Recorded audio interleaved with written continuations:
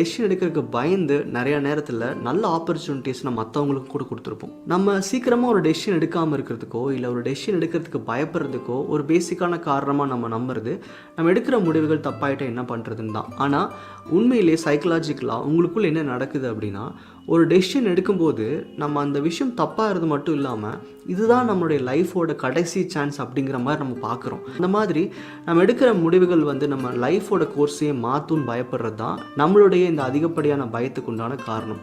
சிம்பிளாக புரிகிற மாதிரி சொல்லணுன்னா, உங்களுக்கு ஏதோ லைஃப்பில் ஒரே ஒரு சாய்ஸ் கொடுத்த மாதிரியும் அந்த சாய்ஸை நீங்கள் மிஸ் பண்ணிட்டா அந்த டெசிஷன் எடுக்காமல் விட்டுட்டா உங்கள் லைஃப் அப்படியே கை நழுவி போயிடுற மாதிரியும் பார்க்குறீங்க. அது உண்மை கிடையாது. நீங்கள் ஒரு டெசிஷன் எடுக்கிறீங்க, தப்பாகுது, திரும்ப அந்த டெசிஷனை கரெக்ட் பண்ணிக்கிறதுக்கு உண்டான ஒரு ஆப்பர்ச்சுனிட்டி கிடைக்கும். இல்லை இன்னொரு டெசிஷன் எடுக்கிறீங்க, இன்னொரு லைஃப்பை செலக்ட் பண்ணுறீங்க, ஆனால் அந்த லைஃப் சரியில்லைன்னா அடுத்த லைஃப்குள்ளே போகிறதுக்கான வாய்ப்புகள் கிடைக்கும்.